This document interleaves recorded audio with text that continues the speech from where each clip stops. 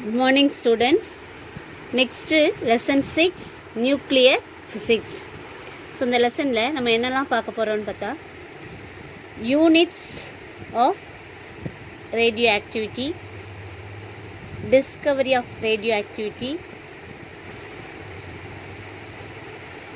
define, distinguish between natural and artificial radioactivity, then properties of alpha, beta and gamma rays. First, introduction. Humans are very much interested in knowing about atoms. So, already know that around us things are made up of atoms. A Greek philosopher, Democritus, in 400 BC, believed that matter is made up of tiny, indestructible units. Indestructible, underline the word. So, Democritus என்ன சொல்கிறாரு, the atoms அப்படின்னாலே tiny, indestructible particles. So இதுதான் matter. மேட்டருங்கிறது நம்மளை சுற்றி இருக்கிற எல்லா பொருட்களுமே மேட்டரால் ஆனதான். So ஒவ்வொரு மேட்டருமே எப்படி இருக்குது, ஒரு டைனி பார்ட்டிகிள்ஸ், அதுக்கு பேர் தான் ஆட்டம்ஸால் ஆனதுன்னு சொல்கிறாங்க. அவருக்கு அடுத்து 1803 John Dalton consider that element consist of atoms. So ஒவ்வொரு ஆட்டம்ஸும் எலமெண்ட்ஸும் ஆட்டம்ஸால் ஆனது அப்படின்னு 1803 ஜான் டால்டன் சொல்கிறார். அவரை தொடர்ந்து இது which are identical in nature. அவரை தொடர்ந்து J Thomson discovered cathode rays known as electrons. John டால்டனை தொடர்ந்து J Thomson negatively charged particles, அதாவது கேத்தோட் ரேஸ், எலக்ட்ரான்ஸை கண்டுபிடிச்சார். அதுக்கப்புறம் experimentally and Goldstein discovered positive rays. So J Thomson negative rays கண்டுபிடிச்சதுக்கப்புறம் Goldstein positive rays, அதுக்கு புரோட்டான்ஸ் அப்படின்னு பேர் வச்சார். ஸோ பை ரூதர்ஃபோர்ட் இன் 1913, அதாவது ரூதர்ஃபோர்ட் தான் புரோட்டான்ஸ் அப்படின்னு பேர் வச்சுருக்காரு. அவரை தொடர்ந்து ஜேம்ஸ் சாட்விக் ஒரு சார்ஜ்லெஸ் பார்ட்டிகிள்ஸை கண்டுபிடிச்சார், அதுக்கு பேர் neutrons. So underline the word, the scientist name, year, எல்லாத்தையும் அண்டர்லைன் பண்ணுங்கள். ஸோ இன்ட்ரடக்ஷன் பார்ட்டில் நம்ம என்ன பார்த்தோம், நம்ம சுற்றி இருக்கக்கூடிய ஒவ்வொரு ப்ராப்பர்ட்டிஸும் around us made up of atoms. அது என்ன மாதிரியான திங்ஸாக இருந்தாலும் சரி, ஒவ்வொன்றுமே டைனி பார்ட்டிகிள்ஸ், அதாவது ஆட்டம்ஸால் ஆனது. ஸோ இந்த எலமெண்ட்ஸ் எல்லாமே கன்சிஸ்ட் ஆஃப் ஆட்டம்ஸ் அப்படின்னு சொல்கிறாங்க. அதுக்கப்புறம் இதில் நெகட்டிவ்லி சார்ஜ்டு பார்ட்டிகிள்ஸ் இருக்குது, அதுக்கு பேர் கேத்தோட் ரேஸ் அல்லது எலக்ட்ரான்ஸ் அப்படிங்கிறத கண்டுபிடிக்கிறாங்க. அதுக்கப்புறம் கோல்ட்ஸ்டீன் ஒரு பாசிட்டிவ் ரேஸ், அதுக்கு பேர் புரோட்டான்ஸ், ரூதர்ஃபோர்டுங்கிறவர் அதுக்கு புரோட்டான்ஸ்னு பேர் கொடுக்குறாரு. அதுக்கப்புறமா ஒரு சார்ஜ்லெஸ் பார்ட்டிகிள்ஸ் நியூட்ரான்ஸாக கண்டுபிடிக்கிறாங்க. அது யார் கண்டுபிடிச்சதுன்னா James Chadwick. Presently a large number of elementary particles. அதுக்கப்புறமா இப்போ நம்ம நிறையாவே எலமெண்ட்ரி பார்ட்டிகிள்ஸ் பார்த்துருக்கோம். போட்டான், மிசான், பாசிட்ரான் அண்டு நியூட்ரினோ, இது எல்லாமே இன்றைக்கி கண்டுபிடிச்சிருக்காங்க.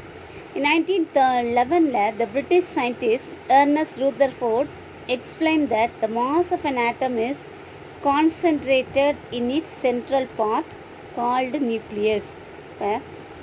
1911 Ernest Rutherford அப்படிங்கிற ஒரு பிரிட்டிஷ் சயின்டிஸ்ட் தான் என்ன செய்றாரு, the mass of the atomக்கு சென்டரில் இருக்குது, சென்டர் பார்ட்டில் இருக்குது, அதுக்கு பேர் நியூக்ளியஸ் அப்படிங்கிறத கண்டுபிடிச்சிருக்காரு. ஸோ நம்மளுக்கு already learn that atomic structure, நம்ம சின்ன கிளாஸில் படிச்சிருப்பேன். அட்டாமிக் ஸ்ட்ரக்சர்னால் என்ன இருக்கும், ஒரு நியூக்ளியஸ் இருக்கும், நியூக்ளியஸ்க்குள்ளே பாசிட்டிவ்லி சார்ஜ்டு புரோட்டானும் நியூட்ரல் சார்ஜ் உள்ள நியூட்ரானும் இருக்கும். இது வெளியில் அவுட்டர் மோஸ்ட் ஆர்பிட்டில் இருக்கக்கூடியது எலக்ட்ரான்ஸ். ஸோ இதெல்லாமே உனக்கு பேசிக்காக தெரிஞ்சது தான். அடுத்தது ரேடியோ ஆக்டிவிட்டி. எப்படி ரேடியோ ஆக்டிவிட்டியை கண்டுபிடிச்சாங்க? 1896 French physicist Henri Becquerel இது வந்து ஒரு ஸ்டோரி மாதிரி உனக்கு சொல்லியிருக்காங்க. எப்படின்னா அவரோட ரிசர்ச்சில் வேலையெல்லாம் முடிச்சுட்டு அந்த வீக் எண்டில் என்ன பண்ணியிருக்காரு, கொஞ்சம் அமௌண்ட் ஆஃப் யுரேனியம் காம்பவுண்ட் வந்து அவரோட ட்ராயரில் வச்சுருக்காரு. ஸோ ஒரு certain amount of uranium compound வந்து இந்த ட்ராயரில் வச்சுருந்துருக்காரு. இதில் பக்கத்தில் ஒரு எக்ஸ்போஸ்டு ஃபோட்டோகிராஃபிக் பிளேட்டும் இருந்திருக்கு. அதையும் அந்த சேம் ட்ராயரில் இருந்திருக்கு. ஒரு 1 வீக் கழித்து அவர் வந்து பார்க்கும்போது அந்த ஃபோட்டோகிராஃபிக் பிளேட் வந்து இந்த ரேடியம்னால் என்ன செஞ்சுருக்கு, யுரேனியத்தினால அஃபெக்ட் ஆகிருக்கு. ஸோ அந்த film had been exposed to some radiation. So அப்போ இதில் ஏதோ ஒரு ரேடியேஷன் வந்து எக்ஸ்போஸ் ஆகிருக்கு அப்படிங்கிறத கண்டுபிடிச்சிருக்காரு. அப்போ எதுலேருந்து இது ப்ரொடியூஸ் ஆகிருக்கு அப்படின்னு பார்த்தா, the effect whenever he placed uranium near a photographic film. So எப்போல்லாம் யுரேனியத்தை வந்து அந்த ஃபோட்டோகிராஃபிக் ஃபிலிமுக்கு பக்கத்தில் வச்சாரோ அப்போல்லாம் வந்து இந்த எஃபெக்ட் வந்து ப்ரொடியூஸ் ஆகிருக்கு. ஸோ அப்போ ரேடியம் வந்து ரேடியேட்டட் சம்திங் அப்படிங்கிறத வந்து ஒரு ஃபோட்டோகிராஃபிக் பிளேட்டில் வந்து அது எதையோ ரேடியேட் பண்ணுது அப்படிங்கிறத. ஸோ இந்த ஃபினாமினனை தான் அவர் எப்படி சொல்கிறாரு, ரேடியோ ஆக்டிவிட்டி. ஸோ ஒரு யுரேனியமும் ஃபோட்டோகிராஃபிக் பிளேட்டும் பக்கத்தில் இருக்கும்போது யுரேனியம் வந்து என்ன செய்யுது, அந்த ஃபோட்டோகிராஃபிக் ஃபிலிமை வந்து அஃபெக்ட் பண்ணுது. ஸோ அந்த எஃபெக்ட் என்ன அப்படின்னு பார்த்தோம்னா, இப்போ ஏதோ சம்திங் அந்த பிளேட்டில் வந்து ரேடியேட் ஆகிருக்கு. ஸோ அந்த இதுக்கு பேர் ரேடியோ ஆக்டிவிட்டி அப்படிங்கிறத கண்டுபிடிச்சார். அப்போ இந்த யுரேனியம்ங்கிறது ஒரு ரேடியோ ஆக்டிவ் எலமெண்ட் அப்படிங்கிறத ஐடென்டிஃபை பண்ணியிருக்கார்.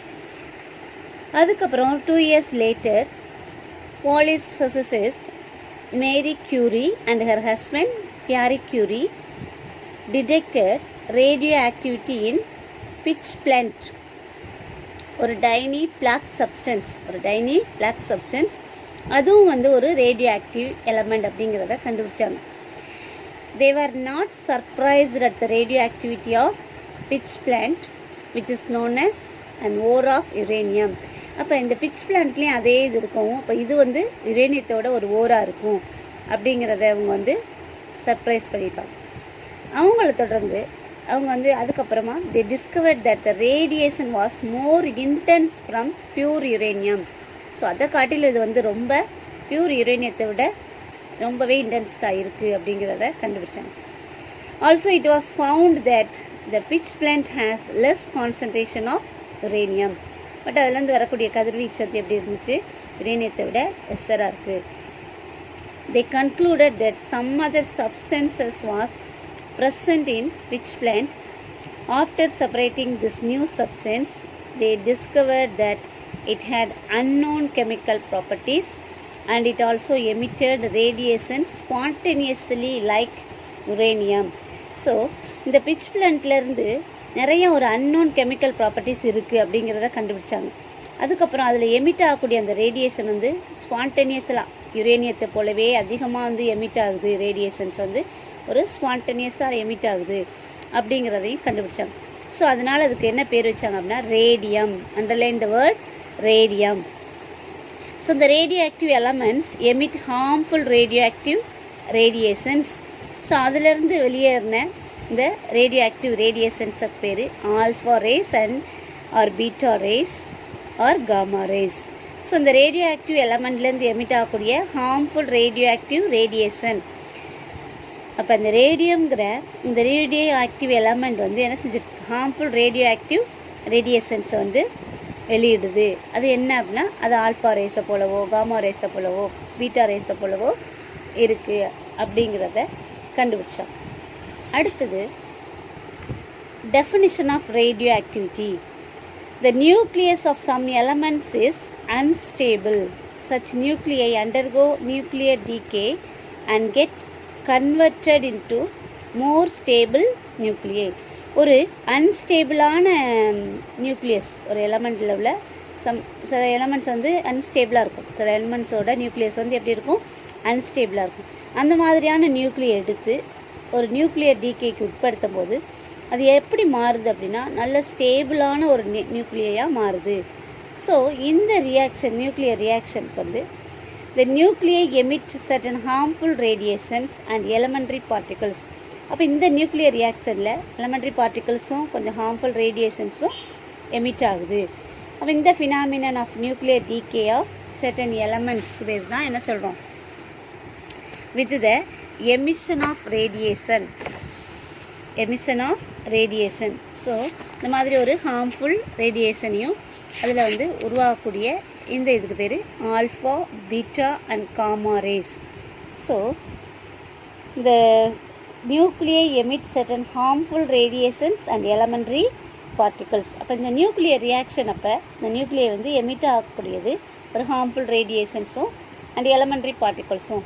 ஸோ அந்த எலமெண்ட்ரி பார்ட்டிகல்ஸ் எப்படி இருக்குது அப்படின்னா அது ஒரு emission, with the emission of alpha, beta, gamma ரேஸை வெளியிடுது. ஸோ இந்த இதுக்கு பேர் தான் radioactivity. And this elements which undergoes this phenomenon are called radioactive elements. So இந்த நிகழ்ச்சிக்கு பேர் என்னது, இந்த ஃபினாமினனுக்கு பேர் ரேடியோ ஆக்டிவிட்டி. ஸோ இந்த ஃபினாமினனில் வெளியாகக்கூடிய இந்த எலமெண்ட்ஸ்க்கு பேர் ரேடியோ ஆக்டிவ் எலமெண்ட். அடுத்தது நேச்சுரல் ரேடியோ ஆக்டிவிட்டி. இந்த ரேடியோ ஆக்டிவிட்டி சொல்கிறோம் இல்லையா, ஸோ சில எலமெண்ட்ஸ் வந்து யுரேனியம் அண்டு ரேடியம் இதெல்லாம் ரேடியோ ஆக்டிவிட்டிக்கு உட்படும் போது என்ன செய்யுது, ரேடியேஷன்ஸை எமிட் பண்ணுது அப்படின்னு பார்த்தோம். அதே மாதிரி இது வந்து எல்லாமே on their own without any human intervention. So எந்த ஒரு மனித இதுவும் இல்லாமல் தானாகவே எமிட் பண்ணக்கூடியது, ரேடியேஷனை எமிட் பண்ணக்கூடியது எது, யுரேனியம், ரேடியம் இந்த மாதிரியான எலமெண்ட்ஸ் எல்லாம். ஸோ இந்த மாதிரி ஸ்பான்டேனியஸாக எமிஷன் ரேடியேஷன் வந்து எமிட் பண்ணக்கூடிய இந்த எலமெண்ட்ஸ் பேர் தான் நேச்சுரல் ரேடியோ ஆக்டிவிட்டி. எந்த ஒரு மனித குறுக்கீடு இல்லாமல், நம்மளோட தலையீடு இல்லாமல் அதுவாக ஸ்பான்டேனியஸாக இந்த ரேடியேஷன் வந்து எமிட் பண்ணக்கூடியது. இந்த எலமெண்ட்ஸ்க்கு பேர் தான் என்னது, natural elements, that is natural radioactivity, the elements and their own. So the phenomenon of spontaneous emission of radiation from certain elements on their own is called natural radioactivity. So தானாகவே கதிர்வீச்சை வந்து வெளியிடக்கூடிய தனிமங்களுக்கு பேர் தான் என்னது, ரேடியோ ஆக்டிவ். இந்த ஃபினாமினனுக்கு பேர் தான் natural radio activity. So எந்த எலமெண்ட்ஸ்லாம் நேச்சுரல் ரேடியோ ஆக்டிவில் இருக்கும், எதெல்லாம் இதில் வராது அப்படின்னு பார்த்தோம்னா, the elements whose atomic number is more than 82 undergo spontaneous radioactivity. அப்போ எந்தெந்த எலமெண்ட்ஸ்லாம் இந்த ஸ்பான்டேனியஸ் ரேடியோ ஆக்டிவிட்டி இருக்கும், எந்த எலமெண்ட்ஸோட அட்டாமிக் நம்பர் மோர் தேன் 82 இருக்கோ. ஃபார் எக்ஸாம்பிள் யுரேனியம், ரேடியம் இந்த மாதிரியான எலமெண்ட்ஸ் எல்லாமே மோர் தேன் 82 அட்டாமிக் நம்பர் உள்ளது. ஒரு சில எலமெண்ட்ஸில் ஒன்லி 2 எலமெண்ட்ஸ் மட்டும்தான் லெஸ்ஸராக இருந்தும் ரேடியோ ஆக்டிவ் சப்ஸ்டன்ஸாக இருக்கக்கூடியது, which have been identified as radioactive substance with atomic number less than 82. only 2 elements தான் less than 82 இருந்து radioactive substanceாக இருக்கக்கூடியது. So technetium, underline the word technetium, TC, இதோட அட்டாமிக் நம்பர் 43, இதை அப்படியே அண்டர்லைன் பண்ணு. And promethium, PM, with atomic number 61. So ரெண்டே எலமெண்ட் தான் லெஸ் தேன் 82 உள்ள ரேடியோ ஆக்டிவ் சப்ஸ்டன்ஸ். அதுக்கு பேர் என்னது, டெக்னிட்டியம், ப்ரொமோத்தியம். ரெண்டோட அட்டாமிக் நம்பர் நேம் வந்து அண்டர்லைன் பண்ணுங்க. Next radio active substances. there are 29 radioactive substances discovered. So far most of them are rare earth metals and transition metal. அதிகமாகவே நம்ம கண்டுபிடிச்சிருக்கிறதுல 29 தான் என்னது ரேடியோ ஆக்டிவ் சப்ஸ்டன்சஸ். இது எல்லாமே rare metals and transition metals. அடுத்தது artificial radio activity. இதை underline பண்ணியாச்சா? இந்த வார்த்தையும் அண்டர்லைன் பண்ணிப்போம். ஸோ இந்த வேர்டையும் அண்டர்லைன் பண்ணிப்போம். அடுத்தது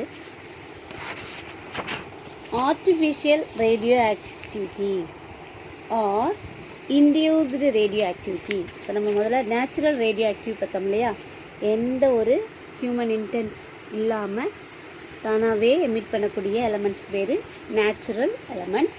அது எப்படி இருக்கும் அப்படின்னா மோர் தேன் 82 இருக்கணும் அதோட அட்டாமிக் நம்பர். ஸோ இந்த ஆர்டிஃபிஷியல் ரேடியோ ஆக்டிவிட்டியில் the phenomenon by which given light elements are made radioactive by artificial or induced methods. So light elements ஆர்டிஃபிஷியலாக அல்லது ஒரு இன்டியூஸ்டு மெத்தடில் ரேடியோ ஆக்டிவ் எலமெண்ட்ஸாக மாறுச்சு அப்படின்னா மாற்றுறதுக்கு பேர் தான் சாதாரண லைட்டர் எலமெண்ட்ஸை ரேடியோ ஆக்டிவ் எலமெண்ட்ஸாக ஆர்டிஃபிஷியலாக மாற்றுறதுக்கு பேர் தான் எனது artificial radio activity R man-made radio activity. This kind of radioactivity was discovered by Irene Curie and Joliet in 1934. So இதை கண்டுபிடிச்சவங்க underline the word Irene Curie and Joliet in 1934. Artificial radioactivity is induced in certain lighter elements like boron, aluminum, etc. by bombarding with them with radiation such as alpha particles emitted during the natural radioactivity of uranium. So இந்த lighter elements boron, aluminium இதெல்லாம் வந்து ஒரு radiations உள்ள ஒரு alpha பார்ட்டிகளோட bombard பண்ணும்போது அதிலிருந்து natural radioactivity elements வந்து emit ஆச்சு அப்படின்னா அந்த ஃபினாமினனுக்கு தான் artificial radioactivity. This also results in the emission of invisible radiations and elementary particles. So இதுலேயும் சில இன்விசிபிள் ரேடியேஷன்ஸ் இருக்கும், அதிலிருந்து நிறைய எலமெண்ட்ரி பார்ட்டிகல்ஸ் வெளியேறும். During such a disintegration, the nucleus which undergoes disintegration is called parent nucleus. So இந்த இந்த நிகழ்ச்சி அப்போ இந்த ஒரு ரியாக்ஷன் அப்போ டிஸ்இன்டகிரேஷன் ஆகக்கூடிய நியூக்ளியஸ் இருக்கு இல்லையா, அதுக்கு பேர் பேரண்ட் நியூக்ளியஸ். எது டிஸ்இன்டகிரேஷனுக்கு அண்டர்கோவாஸில் இருக்கோ அதுக்கு பேர் parent nucleus. And that which is produced after the disintegration is called daughter nucleus. So ஒரு ஆல்ஃபா பார்ட்டிகளோடு அதை வந்து பம்பார்ட் பண்ணும்போது அந்த எந்த எலமெண்ட் வந்து அந்த பம்பார்டோட சேர்ந்து அந்த ஃபினாமினனுக்கு உட்படுதோ அதுக்கு பேர் என்னது parent nucleus. After the reaction அது எமிட் பண்ணக்கூடிய அது ப்ரொடியூஸ் பண்ணக்கூடிய அந்த டிஸ்இன்டகிரேஷனுக்கு பேர் daughter nucleus. So the particle which is used to induce the artificial disintegration is termed as projectile. நல்லா எது வந்து நம்ம ஆர்டிஃபிஷியல் டிஸ்இன்டகிரேஷனுக்கு யூஸ் பண்ணுறோமோ இன்டியூஸ் பண்ணுறதுக்கு அதுக்கு பேர் என்னது projectile. அதுக்கு பேர் projectile. And the particle which is produced after the disintegration is termed as ejected particles. அப்போ எந்த பார்ட்டிகிள்ஸை நம்ம வந்து இன்டியூஸ் பண்ணுறோமோ ஆர்டிஃபிஷியலாக மாற்றுறதுக்கு அதுக்கு பேர் projectile. அந்த ரியாக்ஷனில் after the disintegration the particle which produced after the disintegration அது எந்த பார்ட்டிக்கிளை உருவாக்குதோ அதுக்கு பேர் ejected particles. When the projectile hits the parent nucleus, it is converted into an unstable nucleus. So the projectile வந்து முதல்ல அந்த parent nucleus-ஐ கிட்ஸ் பண்ணும்போது அதிலிருந்து உருவாகக்கூடியது வந்து ஒரு ஸ்டேபிளான அன்ஸ்டேபிள் நியூக்ளியஸ் வந்து கன்வெர்ட் ஆகும். இப்போ ஒரு ஸ்டேபிளானது வந்து என்னதான் மாறுது, அன்ஸ்டேபிளான நியூக்ளியஸாக மாறுது. which in turn decays spontaneously emitting the daughter nucleus. So அதிலிருந்து வரக்கூடியதான் இந்த எஜெக்டட் பார்ட்டிகல்ஸ். சரியா? ஸோ இப்போ நேச்சுரல் ரேடியோ ஆக்டிவிட்டியும் ஆர்டிஃபிஷியல் ரேடியோ ஆக்டிவிட்டி ரெண்டு கடையில் உள்ள என்ன கம்பேரிசன் அப்படிங்கிறது தான் இந்த டேப்லெட் காலத்தில் கொடுத்துருக்காங்க. So comparison between natural and artificial radioactivity. First natural radioactivity. Emission of radiation due to self-disintegration of a nucleus. So இதில் வந்து செல்ஃப் இன்டகிரேஷன் ஆஃப் நியூக்ளியஸ் மூலமாக தான் எமிஷன் ஆஃப் ரேடியேஷன் நடக்குது. இதில் எப்படி அப்படின்னு பார்த்தோம்னா emission of radiation due to disintegration of a nucleus through induced process. இது வந்து என்ன செய்கிறோம், ஒரு தூண்டப்படுறோம், நம்ம தான் தூண்டுறோம். இது வந்து ஆர்டிஃபிஷியலாக நம்ம வந்து இன்டியூஸ் பண்ணுறோம். ஸோ இது ஒரு இன்டியூஸ்டு பார்ட்டிக்கல். இது வந்து செல்ஃபாக நடக்கக்கூடியது. Second one, alpha beta and gamma radiations are emitted. நேச்சுரலில் வந்து ஆல்ஃபா பீட்டா காமா ரேடியேஷன்ஸ் வந்து எமிட் ஆகும். இதில் வந்து mostly elementary particles such as neutron, positron, இந்த மாதிரியான எலமெண்ட்ஸ், இந்த மாதிரியான பார்ட்டிகல்ஸ் தான் இதில் வந்து எமிட் ஆகுது. Neutron, positron. It is a spontaneous process. இது வந்து ஒரு ஸ்பான்டேனியஸாக நடக்கக்கூடிய ப்ராசஸ். இது வந்து induced process. Exhibited by elements with atomic number more than 83. இதில் வந்து மோர் தேன் 83 இருந்தால் தான் என்ன செய்யும், அட்டாமிக் நம்பர் எதுக்கெல்லாம் மோர் தேன் 83 இருக்கோ அதுதான் என்னது எக்ஸிபிட் ஆகும். இதில் வந்து elements with atomic number less than 83. This cannot be controlled. Natural radio ஆக்டிவிட்டியை வந்து கண்ட்ரோல் பண்ண முடியாது. பட் ஆர்டிஃபிஷியல் ரேடியோ ஆக்டிவிட்டி என்ன பண்ண முடியும், கண்ட்ரோல் பண்ண முடியும். So this R the comparison between natural and artificial radioactivity. அடுத்தது இந்த ஆல்ஃபா பார்ட்டிகல்ஸ் சொன்னோம் இல்லையா. இப்போ if you denote the parent and daughter nuclei as X and Y. இப்போ நம்ம சொன்னோம் இல்லையா, பேரண்ட் நியூக்ளியை அதிலிருந்து வரக்கூடியது டாட்டர் நியூக்ளியை. அப்போ பேரண்ட் அண்ட் டாட்டரை XYன்னு வச்சுக்கிட்டோம் அப்படின்னா அந்த nuclear disintegration is represented as X and Y. Here P and E represent the projectile particles and ejected particles. So first for example, beryllium வந்து ஒரு ஹீலியம் ஓட கம்பார்ட் பண்ணும்போது அது வந்து நம்மளுக்கு என்ன கிடைக்குது, கார்பன் C613 கிடைக்குது. அந்த C613 மறுபடியும் நம்ம என்ன செய்கிறோம், டீகே பண்ணும்போது அதிலேருந்து கார்பனும் நியூட்ரான் சோர்ஸும் கிடைக்குது. ஸோ இந்த above nuclear reaction carbon C613 is unstable. அப்போ முதல்ல கிடைச்சது வந்து ஒரு அன்ஸ்டேபிள் and is radioactive. இது வந்து ரேடியோ ஆக்டிவ் தான், பட் என்னது அன்ஸ்டேபிள். ஸோ இது மறுபடியும் என்ன பண்ணுது, this reaction can be represented as beryllium B49. அதில் வந்து ஒரு ஆல்ஃபா பார்ட்டிக்கல் ஒரு நியூட்ரான், இது ரெண்டையும் இது பண்ணதுக்கப்புறம் தான் இது என்னவா மாறுது, C612. So beryllium B49 plus helium. So பெர்லியத்தை ஒரு ஹீலியத்தோடு பம்பார்ட் பண்ணும்போது நம்மளுக்கு என்ன கிடைக்குது, கார்பன் C612 ப்ளஸ் ஒரு நியூட்ரான் சோர்ஸ். சரியா. ஸோ இதுதான் என்னது, ஒரு பேரண்ட் இது ஒரு சாதாரண ஒரு நியூக்ளியஸை நம்ம என்ன செய்கிறோம், பம்பார்ட் பண்ணும்போது அதில் வந்து கிடைக்கக்கூடியது. இதுக்கு பேர் பேரண்டல். இது வந்து என்னது, டாட்டர். இது வந்து டாட்டர் நியூக்ளியை. அடுத்தது யூனிட்ஸ் ஆஃப் ரேடியோ ஆக்டிவிட்டி. இந்த ரேடியோ ஆக்டிவிட்டி இது வந்து units curie. It is the traditional unit of radioactivity. ரொம்ப காலமாக நம்ம பயன்படுத்தக்கூடிய ரேடியோ ஆக்டிவிட்டியோட யூனிட்ஸ் வந்து curie. It is defined as the quantity of a radioactive substance which undergoes 3.7 × 10⁻10 disintegrations in 1 second. ஸோ 1 செகண்டில் அது எவ்வளோ ரேடியோ ஆக்டிவ் சப்ஸ்டன்சஸ் வந்து அதோட குவான்டிட்டி எவ்வளோ அப்படின்னா அது டிஸ்இன்டகிரேஷன் ஆனதுக்கப்புறம் 1 செகண்டில் அது வெளியிடக்கூடியது 3.7 × 10⁻10. This is actually close to the activity of 1 gram of radium-226. So 1 gram of radium வந்து எமிட் பண்ணக்கூடிய அளவு வந்து இது 1 செகண்டில் பண்ணுது.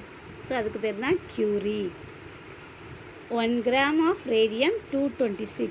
ஸோ அப்போ 1 curie it is equal to எவ்வளவு, 3.7 × 10⁻10 டிஸ்இன்டகிரேஷன். அப்போ இதில் எவ்வளோ சிதைவடையுது, 1 செகண்டில் 3.7 × 10⁻10 per செகண்டில். அடுத்தது Rutherford RD. It is another unit of radioactivity. Radioactivity another unit, Rutherford. It is defined as the quantity of a radioactive substance which produce 10⁶ disintegration. 1 செகண்டில் அது சிதைவடையக்கூடியது எவ்வளோ அப்படின்னா 10⁶. அதுக்கு பேர் தான் Rutherford. 1 Rutherford it is equal to 10⁶ disintegration per second. இப்போ செகண்டுக்கு அது வந்து 10⁶ வந்து டிஸ்இன்டகிரேட் ஆகுது அப்படின்னா அதுக்கு பேர் தான் ரூதர்ஃபோர்ட் யூனிட். அடுத்தது பெக்யூரல். இந்த பெக்யூரல் அப்படிங்கிறது SI unit of radioactivity. Underline the word. இது வந்து SI unit. SI unit of radioactivity is becquerel. It is defined as the quantity of 1 disintegration per second. So ஒரு செகண்டில் எவ்வளோ 1 செகண்டில் ஆகக்கூடிய 1 டிஸ்இன்டகிரேஷனுக்கு பேர் தான் என்னது becquerel. 1 disintegration per second. 1 disintegration per second. இது என்ன யூனிட்? SI unit. இது என்ன unit? SI unit of radioactivity. அடுத்தது roentgen. It is the radiation exposure of gamma and X-rays is measured by another unit called Ranchan. இது வந்து gamma X-rays இதுலலாம் வந்து நம்ம எக்ஸ்போஸ் பண்ணக்கூடிய ரேடியேஷன். இது வந்து நம்ம எப்படி எந்த யூனிட்டில் மெஷர் பண்ணுறோம்? ரான்சன்.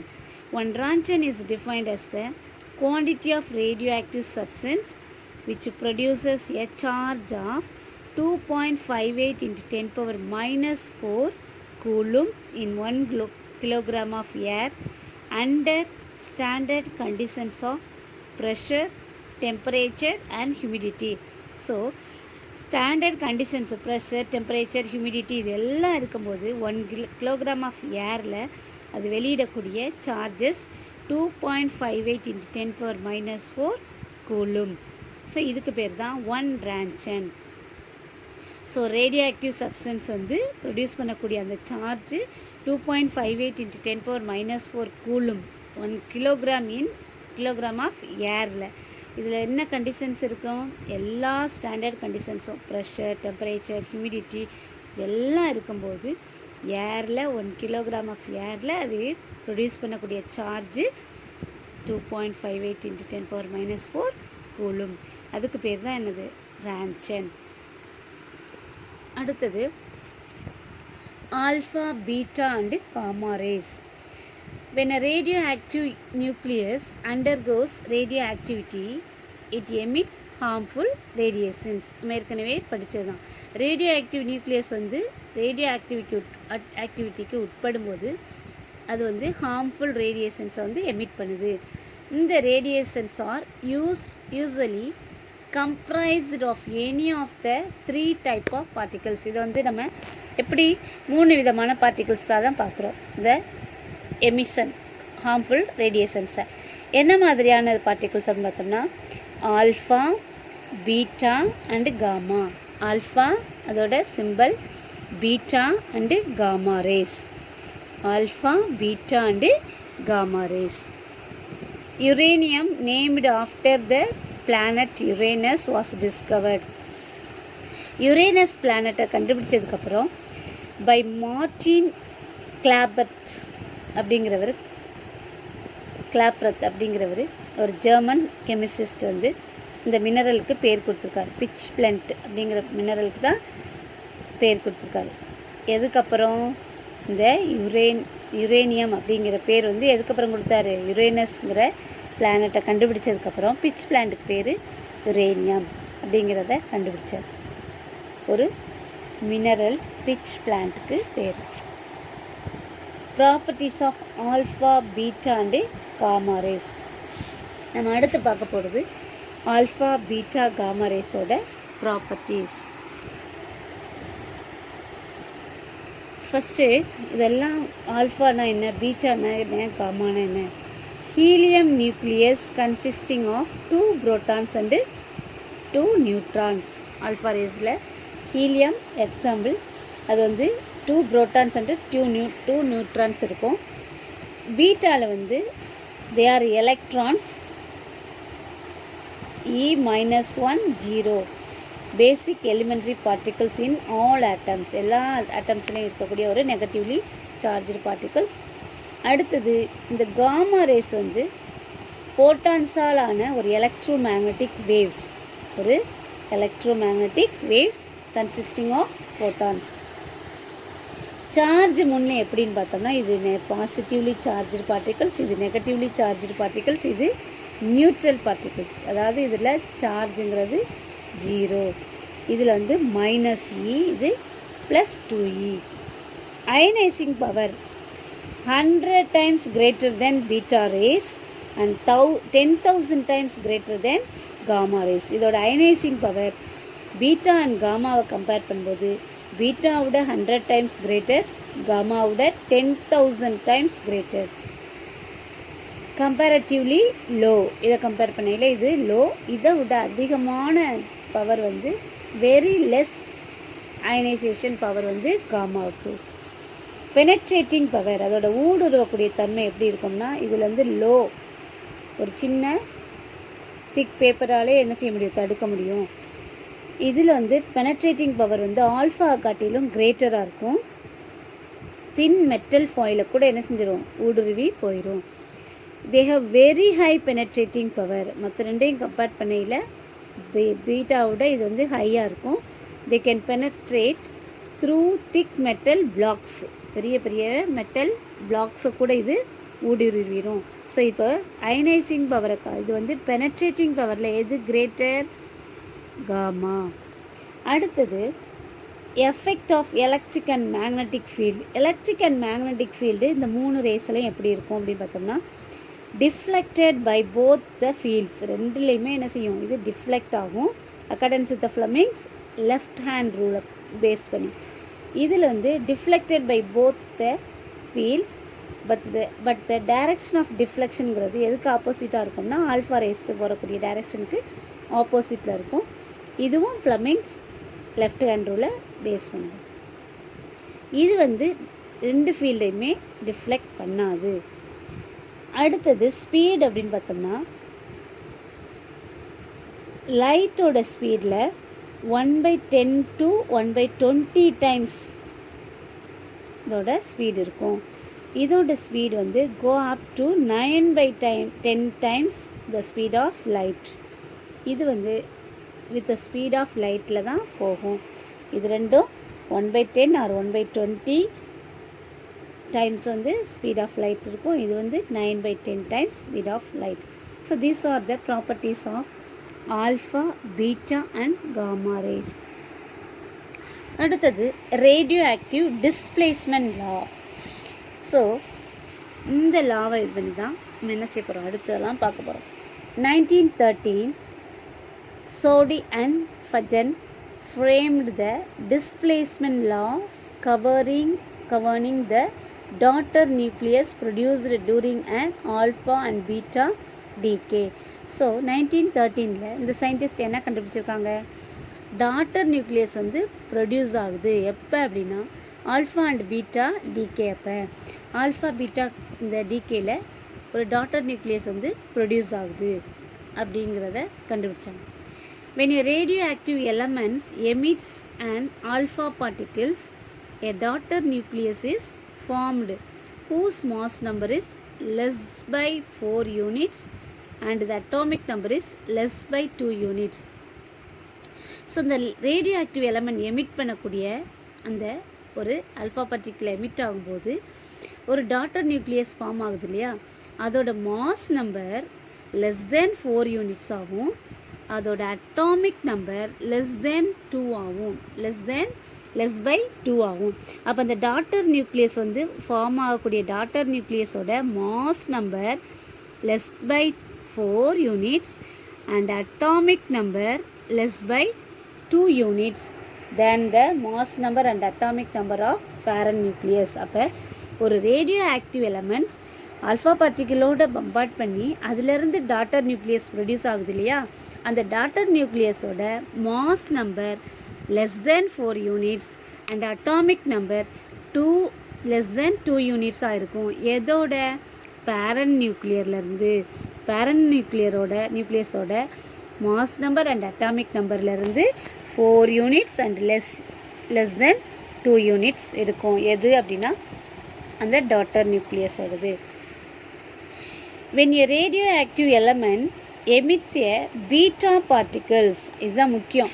ஃபஸ்ட்டு ஒரு radioactive element alpha particle emit பண்ணும்போது, ஒரு ரேடியோ ஆக்டிவ் எலமெண்ட் ஆல்ஃபா பார்ட்டிக்கிளில் சிதைவடையும் போது அது என்ன கிடைக்குது?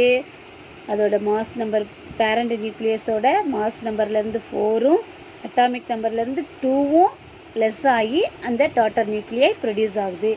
அதே ஒரு பீட்டா பார்ட்டிக்கிளை எமிட் பண்ணிச்சு அப்படின்னா, ஒரு ரேடியோ ஆக்டிவ் எலமெண்ட்ஸ் பீட்டா பார்ட்டிக்கிளை எமிட் பண்ணும்போது அந்த டாட்டர் நியூக்ளியஸ் உருவாகுது இல்லையா, அதோட மாஸ் நம்பர் சேமாக இருக்கும். மாஸ் நம்பர் எப்படி இருக்கும்? சேம். அண்டர்லைன் பண்ணிக்கோ. அண்ட் இது அட்டாமிக் நம்பரில் தான் 1 அதிகமாகும். சரியா? அது ரெண்டையும் நல்லா கம்பேர் பண்ணி படிச்சுக்கணும். ஒரு ரேடியோ ஆக்டிவ் எலமெண்ட் ஆல்ஃபா பார்ட்டிகிள்ஸை எமிட் பண்ணும்போது அந்த பேரண்ட் நியூக்ளியோட அட்டாமிக் நம்பர் அண்ட் மாஸ் நம்பர்லேருந்து 2 4 குறையும். மாஸ் நம்பர் 4ம் அட்டாமிக் நம்பர் 2ம் குறையும். இது ஒரு ஆல்ஃபா பார்ட்டிக்கிளை எமிட் பண்ணும்போது. அதே ஒரு பீட்டா பார்ட்டிக்கிள் எமிட் ஆச்சு அப்படின்னா மாஸ் நம்பரில் சேஞ்சஸ் இருக்காது, பட் என்னது அட்டாமிக் நம்பரில் 1 கூடுதலாக இருக்கும் compared to atomic number of the parent nucleus. சரியா? இதுக்கு எக்ஸாம்பிள் பார்ப்போம். Alpha decay. A nuclear reaction is in which an unstable parent nucleus emits an alpha particles and forms a stable daughter nucleus is called alpha decay. So ஒரு chemical reaction அப்போ ஒரு unstable parent nucleus வந்து ஒரு alpha பார்ட்டிக்கிளை emit பண்ணி அதிலிருந்து ஒரு daughter நியூக்ளியை உருவாக்குது. So அதுக்கு பேர் தான் என்னது? Alpha decay. For example, decay of uranium, decay of uranium 238 to thorium 234 with the emission of an alpha particle. So already you know that alpha particle enagum and the parent nucleus oda atomic number and mass number la 4 and 2 reduce ஆகும் அப்படின்னு சொன்னோம் இல்லையா. So அதோட mass number வந்து 4 decrease ஆகும், atomic நம்பரில் 2 decrease ஆகும். So அதே மாதிரி தான் இங்கே எக்ஸாம்பிளில் பார்த்தீங்கன்னா uranium 90-238 gives thorium 90-234. So uranium 90-238, இதில் 92 லெஸ்ஸர் ஆகிருக்கு, 90 ஆகிருக்கு. யுரேனியம் 238 எப்படி மாறி இருக்கு? ஒரு டாட்டர் நியூக்ளியாக மாறி இருக்கு, தோரியமாக மாறி இருக்கு. அது எப்படி மாறி இருக்குன்னா அதோட நம்பர்ஸ் மாஸ் நம்பரில் 4 குறைஞ்சிருக்கு, அட்டாமிக் நம்பரில் 2 குறைஞ்சிருக்கு. ஸோ 90-234 ப்ளஸ் ஒரு alpha particle, that is helium 24. So in a decay the parent nucleus emits an a particle, and so it is clear that for the daughter nucleus the mass number decreases by 4 and the atomic number decreases by 2. So இதை தான் இந்த பிக்சரில் கொடுத்துருக்காங்க. இது ஒரு uranium 90-238. இது என்ன இருக்குது? ஆல்ஃபா டிகே ஆகிருக்கு. எப்படி அப்படின்னா இதோட ஒரு டாட்டர் நியூக்ளியை உருவாகிருக்கு. ஸோ அந்த இது வந்து ஒரு ஸ்டேபிளான டாட்டர் நியூக்ளியை, இது ஒரு அன்ஸ்டேபிள் பேரண்ட் நியூக்ளியஸ். ஸோ இதிலேருந்து ஒரு ஆல்ஃபா பார்ட்டிக்கிளும் ஒரு டாட்டர் நியூக்ளியஸும் வந்துருக்கு. ஸோ அந்த ஒரு டாட்டர் நியூக்ளியஸோட அட்டாமிக் நம்பர் அண்ட் மாஸ் நம்பரில் சேஞ்சஸ் ஆகிருக்கு. இங்கே 234, இங்கே 90. ஸோ அப்போ ரிமைனிங் கிடைச்சது என்ன கிடைக்கிது? ஒரு ஹீலியம் பார்ட்டிக்கல். ஸோ இது வந்து ஆல்ஃபா டிகே. அதே மாதிரி பீட்டா டிகே எடுத்துக்கிட்டோம் அப்படின்னா ஒரு நியூக்ளியர் ரியாக்ஷனில் ஒரு அன்ஸ்டேபிள் பேரண்ட் நியூக்ளியஸ் ஒரு பீட்டா பார்ட்டிக்கிளை எமிட் பண்ணும் and form a stable daughter nucleus. அதுக்கு பேர் தான் என்னது? Beta decay. Underline the word beta particle. Beta டிகேயில் ஒரு பீட்டா பார்ட்டிக்கிளை எமிட் பண்ணுது. அதே நம்ம ஆல்ஃபா பார்ட்டிக்கிள் என்ன பண்ணோம்? ஒரு ஆல்ஃபா பார்ட்டிகிள்ஸை வெளியிடும். அப்போ பீட்டா டிகேயோட ஒரு பாஸ்பரஸோட பீட்டா டிகேயை கொடுத்துருக்காங்க. Phosphorus 1532 gives sulfur 1632. ஸோ நம்ம ஏற்கனவே பீட்டா டிகே பற்றி படிக்கும் போது என்ன படித்தோம், அதோட மாஸ் நம்பரில் எந்த சேஞ்சஸும் இருக்காது. பட் அட்டாமிக் நம்பரில் என்ன ஆகும், ஒரு 1 இன்க்ரீஸ் ஆகும். அப்படி தானே படித்தோம். ஸோ அதை தான் இங்கே எக்ஸாம்பிளில் பார்த்தோம்னா, ஒரு பாஸ்பரஸோட பீட்டா டிகேயில் ஒரு எலக்ட்ரான்ஸ் எமிட் ஆகுது. That is beta particles emit ஆகுது. ப்ளஸ் அதோட ஒரு டாட்டர் நியூக்ளியே அதோட அட்டாமிக் நம்பரில் 1 கூடியிருக்கு. இப்போ 15 இருந்துச்சு இல்லையா. So in beta decay there is no change in mass number. Mass நம்பரில் எந்த சேஞ்சஸும் இருக்காது. பட் எதில் சேஞ்சஸ் இருக்கும், அதோட அட்டாமிக் நம்பரில் 1 இன்க்ரீஸ் ஆகிருக்கும். அதுக்கு பேர் தான் beta decay. In a nuclear reaction, the element formed as the product nucleus is identified by the atomic number of the resulting nucleus. So எந்த ஒரு இதாக இருந்தாலும் சரி, டிகே நியூக்ளியர் ரியாக்ஷனை பொறுத்தவரை அதோட அந்த எலமெண்டோட ஃபார்ம் ஆகக்கூடிய எலமெண்டோட ப்ராடக்ட் நியூக்ளியஸ் எதை வச்சு நம்ம ஐடென்டிஃபை பண்ணோம் அப்படின்னா அதோட அட்டாமிக் நம்பரை வச்சு தான், மாஸ் நம்பரை வச்சு கிடையாது. Next gamma decay. In a gamma decay, only the energy level of the nucleus changes. So gamma decay என்ன ஆகும், அதோட மாஸ் நம்பர் அட்டாமிக் நம்பர்லாம் எந்த சேஞ்சஸ் இருக்காது.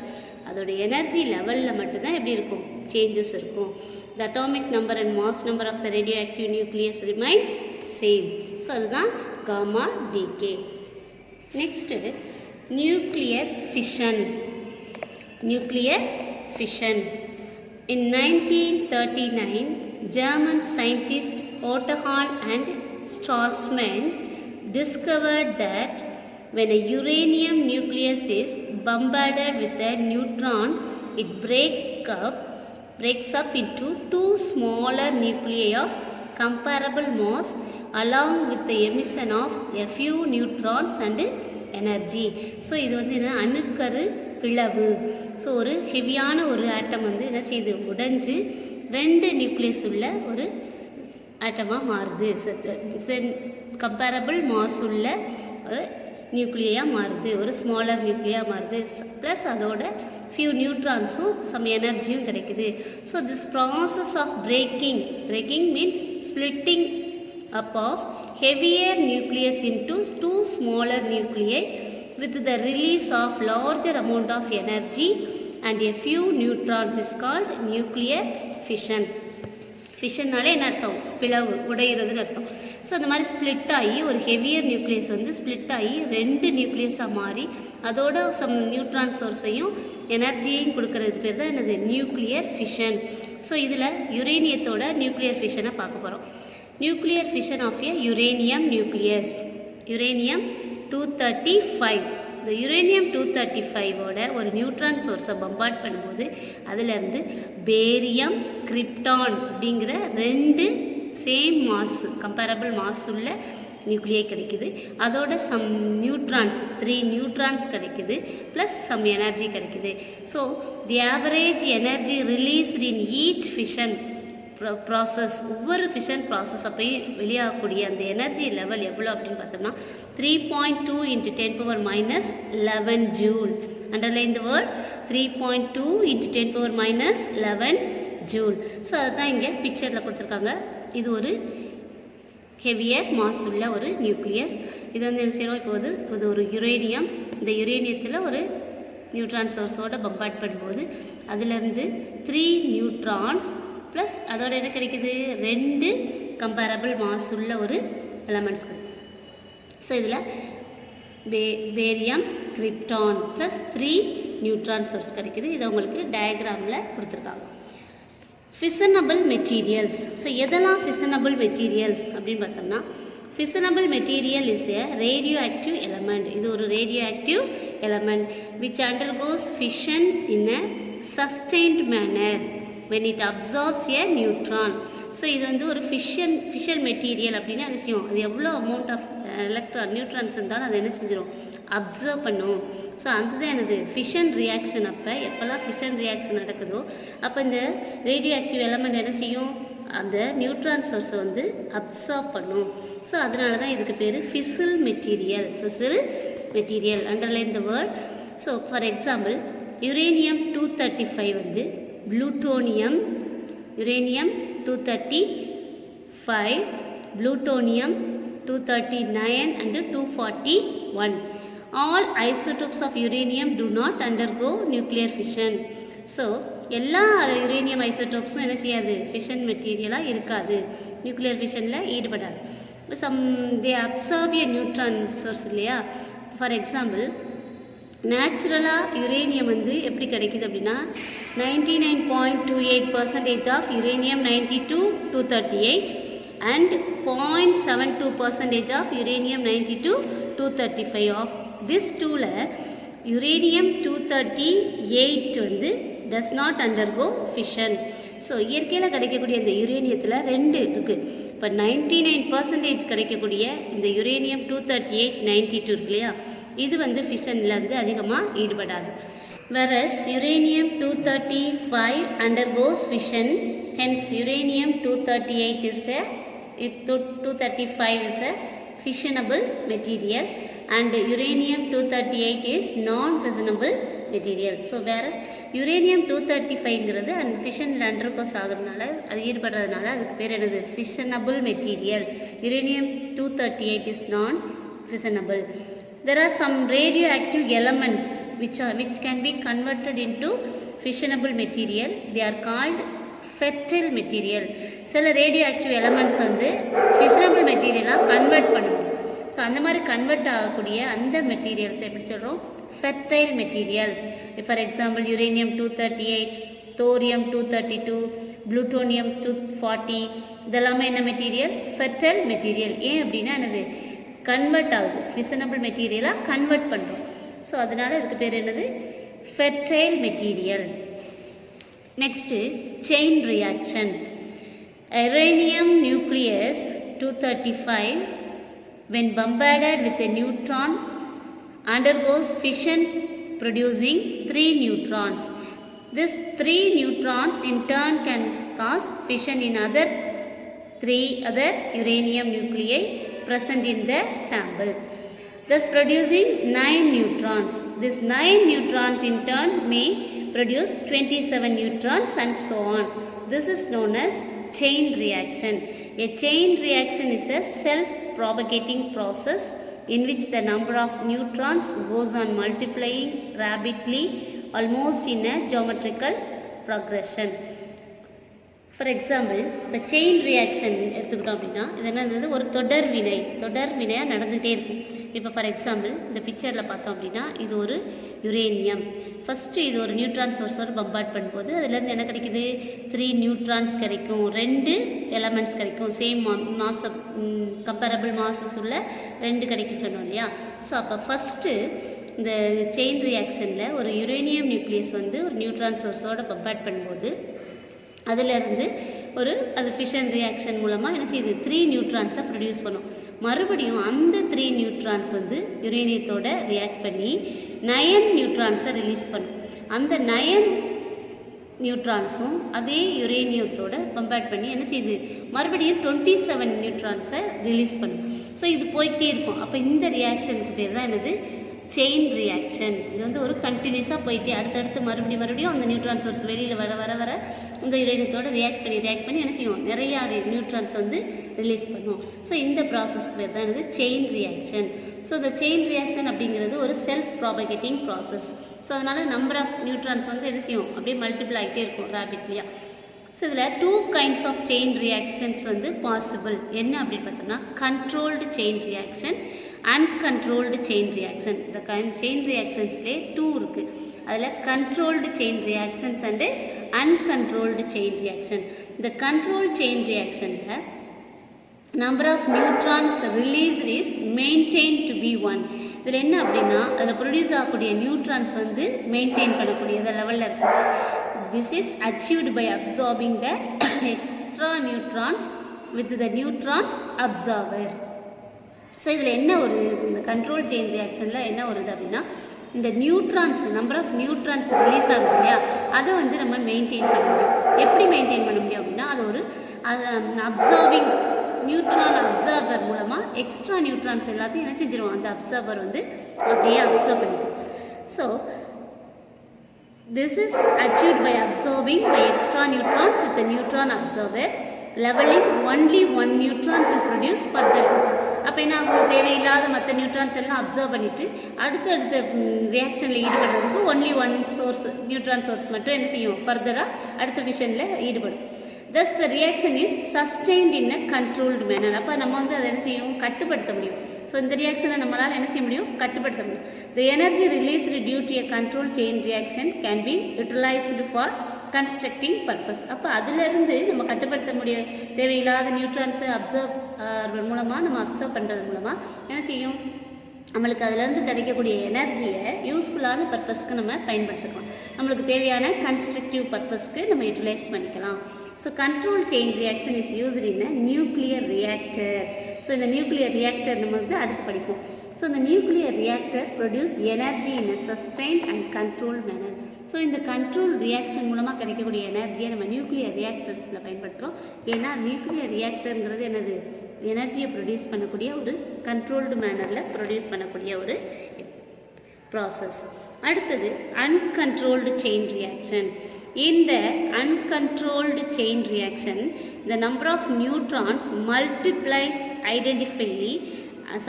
indefinitely and cause fission in a large amount of the fissile material. This results in the release of a huge amount of energy within a fraction of a second. This kind of chain reaction is used in the atom bombs to produce an explosion. So நம்ம எக்ஸ்ப்ளோஷனுக்கு பயன்படுத்துகிறோம் இல்லையா, வெடிக்கிறதுக்கு பயன்படுத்து. இப்போ நம்ம சொன்னோம் இல்லையா, இப்போ ஒரு யுரேனியம் அப்படின்னா அது 3 நியூட்ரான் சோர்ஸோட 2 மாசபிள் கம்பேரபிள் மாஸ் உள்ள 2 எலமெண்ட்ஸை ரிலீஸ் பண்ணுது அப்படின்னா மறுபடியும் என்ன செய்யும், இந்த நியூட்ரான்ஸ் வந்து அதே இதில் மறுபடியும் ஃபிஷன் ஆகி ஒரு 3 9 ஆகும், 9 27 ஆகும், இப்படி மாறும். பட் இது வந்து என்ன அப்படின்னா ஒரு அன்கண்ட்ரோல்டு செயின் ரியாக்ஷன். இந்த இதில் வந்து நம்பர் ஆஃப் நியூட்ரான்ஸ் வந்து அப்படியே மல்டிபிள் ஆகிட்டே இருக்கும். அதை வந்து எந்த ஒரு இன்டெஃபினெட்லி அது மல்டிபிள் ஆகுறதுனால அது என்ன செய்யும், லார்ஜ் அமௌண்ட் ஆஃப் ஃபிசில் மெட்டீரியலை வந்து என்ன செய்யும், causes large amount of fissile materials. அப்போ அது என்ன செய்யும், ஒரு ஹியூஜ் அமௌண்ட் ஆஃப் எனர்ஜியை மட்டும்தான் இது ரிலீஸ் பண்ணும். மறுபடியும் அது ரியாக்ட் பண்ணி நியூட்ரான் சோர்ஸ் அதிகப்படியாக வெளியேற்றதுனால இது என்ன ஆகும். இப்போ ஃபார் எக்ஸாம்பிள் இதில் வந்து ஃபஸ்ட்டு நியூட்ரான் ஜெனரேஷன், இது வந்து என்னது முதல்ல ஒரு இதோட ரியாக்ட் பண்ணி நியூட்ரான் சோர்ஸ், அதில் வந்து மறுபடியும் என்ன செய்யுது, இது ஒரு நியூட்ரான் சோர்ஸ் மறுபடியும் என்ன செய்யுது, கம்பேரபிளாக மாஸ் உள்ளதையும் நியூட்ரான்ஸையும் ரிலீஸ் பண்ணும். இது அதே மாதிரி ரிலீஸ் பண்ணும். மறுபடியும் இது என்ன செய்யும், இப்படி மல்டிபிளாக போயிட்டே இருக்கும். இதை வந்து நம்ம என்ன செய்ய முடியாது, கண்ட்ரோல் பண்ண முடியாது. ஸோ அப்போ இதில் கிடைக்கிற எனர்ஜியையும் நம்ம யூஸ் பண்ண முடியாது. ஸோ இது எதுக்கு பயன்படுத்துகிறோம்னா அப்படியே பல மடங்கு அதிகரிக்கிறதுனால இதை எதுக்கு பயன்படுத்துகிறோம், அப்படி நம்ம கண்ட்ரோல் பண்ண முடியாமல் போகிறது இது வெடிக்கிறதுக்கு தான் பயன்படுத்த முடியும். அதனால தான் இதை ஆட்டம் பாம்ஸில் பயன்படுத்துகிறோம். இந்த அன்கண்ட்ரோல்டு செயின் ரியாக்ஷன்ஸ் எதில் செயல்படுது அப்படின்னா ஆட்டம் பாம்ஸ். நம்ம கண்ட்ரோல் இல்லாமல் வெடிக்க வைக்கிறோம் இல்லையா, இந்த எக்ஸ்ப்ளோஷனுக்கு பயன்படுத்துகிறோம். அடுத்தது கிரிட்டிக்கல் மாஸ். இந்த நியூக்ளியர் ஃபிஷன் ப்ராசஸ் அப்போ கிட்டத்தட்ட about 2 to 3 நியூட்ரான்ஸ் வந்து ரிலீஸ் ஆகும். But all the neutrons may not be available to produce further fission. Some of them may escape from the system, which is termed as leakage of neutrons. Underline the word. இப்போ for example ஒரு nuclear fission நடக்குது, அணுக்கரு உடையுது அப்படின்னா அது உடைஞ்சு மறுபடியும் அது வெளியேறக்கூடிய எல்லா நியூட்ரான்ஸுமே மறுபடியும் என்ன செய்யாது, ரியாக்ஷனில் ஈடுபடாது. அப்போ சம் நியூட்ரான்ஸ் வந்து என்ன செய்யும், எஸ்கேப் ஆகி வெளியில் போகும், அந்த சிஸ்டத்தை விட்டு வெளியில் வர பார்க்கும். அதுக்கு பேர் தான் leakage of neutrons. Underline the word. So அந்த எஸ்கேப் ஆகி வெளியேறக்கூடிய அந்த neutrons and some may be absorbed by the non-fissionable material. அப்போ சில இது என்ன செய்யும், உடையாத மெட்டீரியல் இருக்கு இல்லையா, non-fissionable material, அது சில இதை அப்சர்வ் பண்ணிக்கும். அப்போ இந்த 2 ஃபேக்டர்ஸ் வந்து நிறையாவே நியூட்ரான்ஸ் லாஸை தான் ஏற்படுத்தும். ஸோ இதை வந்து to sustain the chain reaction, the rate of production of neutrons due to nuclear fission must be more than the rate of loss. அப்போ அந்த செயின் ரியாக்ஷனில் ப்ரொடியூஸ் ஆகக்கூடிய அந்த எனர்ஜி நியூட்ரான்ஸ் இருக்கு இல்லையா, அந்த rate of production of neutrons வந்து இந்த nuclear fission வந்து அது உருவாக்கக்கூடிய நியூட்ரானை காட்டிலும் அந்த லாஸ் ஆஃப் நியூட்ரான் தான் அதிகமாக இருக்கும். அப்போ this can be achieved only when the size of the fissionable material is equal to a set an optimum value. அப்போ அந்த பயன்படுத்தக்கூடிய அந்த மெட்டீரியலோட சைஸ், ஃபிஷனபிள் மெட்டீரியலோட மாஸ் இருக்கு இல்லையா, அது வந்து எப்படி இருக்கணும், ஒரு certain ஆப்டிமம் வேல்யூவாக இருக்கும். அந்த இதுக்கு பேர் தான் கிரிட்டிக்கல் மாஸ். அந்த மாஸுக்கு பேர் தான் என்னது, கிரிட்டிக்கல் மாஸ். அதாவது ஒரு ஃபிக்ஸடாக இவ்வளோ தான் மாஸ் இருக்கணும் அப்படிங்கிறத நம்ம வச்சுக்கிட்டோம் அப்படின்னா அதுக்கு பேர் தான் என்னது, critical mass. The minimum mass of a fissile material necessary to sustain the chain reaction is called critical mass. அப்போனா என்ன அர்த்தம், அதாவது அந்த செயின் ரியாக்ஷனை கண்ட்ரோல் பண்ணக்கூடியதாக இருக்கணும் இந்த ஃபிஷல் மெட்டீரியலோட மாஸ், அதுக்கு பேர் தான் critical mass. MC. It depends on the nature, density and size of the fissile material. அப்போ அந்த மாசு எதை பொறுத்தலாம் இருக்கும், அந்த நேச்சர் ஆஃப் த மெட்டீரியல், அதோட டென்சிட்டி, சைஸு, இது எல்லாம் பொறுத்து தான் இருக்கும் the critical mass. If the mass of the fissile material is less than the critical mass is termed as subcritical. Underline the word. ஒரு critical mass-ஐ விட லெஸ்ஸராக இருந்துச்சு அந்த ஃபிஷல் மெட்டீரியலோட மாஸ் அப்படின்னா அதுக்கு பேர் சப்கிரிட்டிக்கல். அதே வந்து ஃபிஷல் மெட்டீரியலோட மோர் தேனாக இருந்துச்சு கிரிட்டிக்கல் மாஸ் அப்படின்னா, இந்த மாஸ் ஆஃப் த மெட்டீரியல் வந்து கிரிட்டிக்கல் மாஸை விட மோராக இருந்துச்சு அப்படின்னா அது வந்து super critical. Underline the word. முதல்ல கிரிட்டிக்கல் மெட்டீரியல், கிரிட்டிக்கல் மாஸ்னால் என்னென்னு பார்த்தோம், அதாவது ஒரு மினிமம் மாசு ஃபிஷனபிள் மெட்டீரியல், ஒரு மினிமம் மாஸ் இருந்தாலே போதும் இந்த ஃபிஷன் ரியாக்ஷன் நடைபெறதுக்கு. இது வந்து ஒரு சஸ்டெயின்டு செயின் ரியாக்ஷனாக இருக்கணும் அப்படின்னா அதுக்கு தேவையான மாஸ் வந்து ஒரு மினிமம் மாஸாக இருந்தால் போதும் அப்படின்னா அந்த மாஸுக்கு பேர் கிரிட்டிக்கல் மாஸ். இப்போ அந்த மாஸ் வந்து அந்த ஆப்ஜெக்டோட, இந்த எலமெண்டோட நேச்சர், டென்சிட்டி, இதை பொறுத்து தான், சைஸை பொறுத்து தான் இருக்கும். ஸோ இந்த ஃபிஷனபிள் மெட்டீரியலோட மாசு கிரிட்டிக்கல் மாஸை விட லெஸ்ஸராக இருந்துச்சுன்னா அதுக்கு பேர் subcritical. Underline the word, subcritical. அதே மாசு மெட்டீரியலோட மாஸ் வந்து கிரிட்டிக்கல் மாஸை விட மோராக இருந்துச்சு அப்படின்னா அதுக்கு பேர் சூப்பர் கிரிட்டிக்கல். அதுக்கு பேர் என்னப்பா, சூப்பர் கிரிட்டிக்கல். அண்டர்லைன் பண்ணுங்கள். அடுத்தது ஆட்டம் பாம். சொன்னோம் இல்லையா, ஒரு அன்கண்ட்ரோல்டு மேனரில் இருக்கக்கூடிய ரியாக்ஷனை தான் நம்ம இந்த ஆட்டம் பாம்பை பயன்படுத்துவோம். The atom bomb is based on the principle of uncontrolled chain reaction. இதான் இதோட அன்கண்ட்ரோல்டு செயின் ரியாக்ஷன் பேசிஸில் தான் ஆட்டம் பாம்ஸ் வந்து ரியாக்ட் பண்ணுது. In an uncontrolled chain reaction the number of neutrons and the number of fission reactions multiply almost in a geometrical progression. நம்ம ஏற்கனவே சொன்னோம் இல்லையா, அந்த ஃபிஷன் ரியாக்ஷன் வந்து செயின் ரியாக்ஷன் வந்து ஒரு அன்கண்ட்ரோல் மேனரில் அது நம்பர் ஆஃப் நியூட்ரான்ஸும், அது ரிலீஸ் பண்ணக்கூடிய நம்பர் ஆஃப் நியூட்ரான்ஸும் எப்படி இருக்கும், மல்டிப்ளையாக போயிட்டே இருக்கும் ஒரு ஜியாமெட்ரிக்கல் ப்ராக்ரெஷனில். ஸோ அந்த ரிலீஸ் வந்து எப்படி இருக்கும், ஒரு ஹியூஜ் அமௌண்ட் ஆஃப் எனர்ஜியை தான் என்ன செய்யும் கொடுக்கும் in very small interval and leads to an explosion. So கொஞ்சம் எனர்ஜியை கொடுத்தாலும் அது எப்படி இருக்கும், வெடிச்சக்கூடியதாக இருக்கும். ஒரு பர்டிகுலர் செகண்ட்ஸில் அது என்ன செஞ்சிடும், ஒரு டைம் இன்டர்வலில் வெடிக்கக்கூடியதாக இருக்கும். Structure. An atom bomb consists of a piece of fissile material whose mass is subcritical. நம்ம சப்கிரிட்டிக்கல்னா என்னன்னு பார்த்தோம் இல்லையா, கிரிட்டிக்கல் மாஸை விட குறைவான மாஸ் உள்ள ஒரு ஃபிஷல் மெட்டீரியலை தான் எடுத்துக்கிறோம். This piece has a cylindrical void. பார்க்க எப்படி இருக்குது, சிலிண்டரிக்கலாக இருக்கா. ஸோ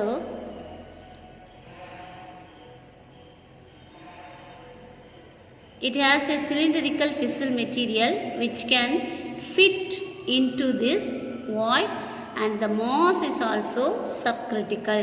So இது இங்கே இருக்குது இந்த. ஸோ இதில் நம்ம பயன்படுத்தக்கூடிய chemical substance exploding by remote control. So இது என்னது, வச்சுக்கணும் ஆட்டம் பாம்ஸ்லாம் வச்சு வெடிக்கிறாங்க இல்லையா. ஸோ இந்த கெமிக்கல் சப்ஸ்டன்ஸ், அதுக்குள்ளே இருக்கக்கூடிய கெமிக்கல் சப்ஸ்டன்ஸ் தான் என்ன செய்யுது, ரிமோட் கண்ட்ரோல் மூலமாக இதை இப்போ நம்ம ரியாக்ட் பண்ணோம். ஸோ இதை ஆக்ட் பண்ணோம். ஸோ இது வந்து ஒரு மூவிங் சிலிண்டர். இது என்ன செய்யும், போய் இதோட மோதும். When the bomb has to be exploded, the cylinder is injected into the void using a conventional explosive.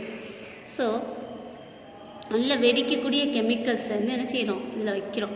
வச்சு அதை வந்து என்ன செய்கிறோம், இந்த சிலிண்டருக்குள்ளே இன்ஜெக்ட் பண்ணுறோம். இன்ஜெக்ட் பண்ணும்போது அந்த two pieces of fissile material join to form the super critical mass. அப்போ இதுக்கு ஏற்கனவே இதில் லெஸ் மாஸ் தான், சப் கிரிட்டிக்கல் மாஸ் தான் வச்சுருக்கோம். பஸ் இந்த மெட்டீரியல் போய் என்ன செய்யும், அதோட 2 pieces of fissile material join to form, ரெண்டுமே ஜாயிண்ட் ஆகும்போது அது சூப்பர் கிரிட்டிக்கல் மாஸ் உள்ளதாக இருக்கும். அது வந்து என்ன செய்யும், இதை வெடிக்க, which leads to an explosion. இந்த ஸ்ட்ரக்சர் கொடுத்துருக்காங்க பார்த்தீங்களா, இது வந்து chemical substance explosion by remote control method. இது வந்து என்னது, ரிமோட் கண்ட்ரோல் மெத்தடில் வெடிக்க வைக்கக்கூடிய ஒரு கெமிக்கல் சப்ஸ்டன்ஸ். ஸோ இது யுரேனியம் 235. இதுக்குள்ளே இருக்கக்கூடிய இதோட மாஸ் எப்படி இருக்கும், இதுக்குள்ளே இருக்கக்கூடியதுக்கு மாஸ் எப்படி இருக்கும், லெஸ் தேன் த கிரிட்டிக்கல் மாஸ். இதோட மாஸ் வந்து கிரிட்டிக்கல் மாஸோட லெஸ்ஸராக இருக்கும்.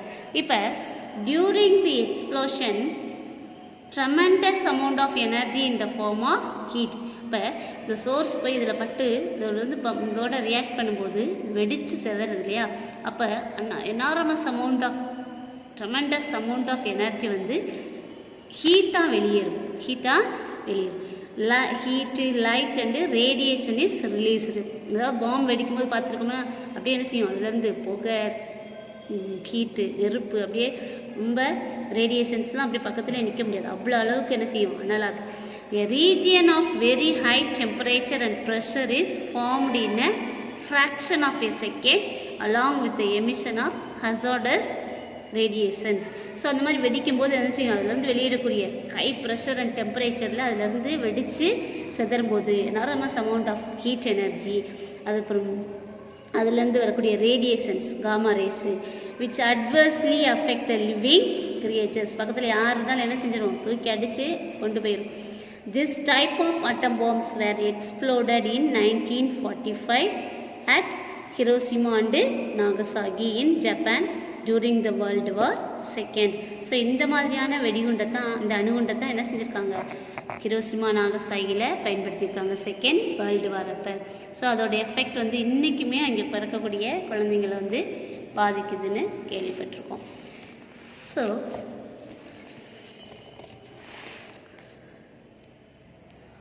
electron volt is the unit used in nuclear physics to measure the energy of small particles.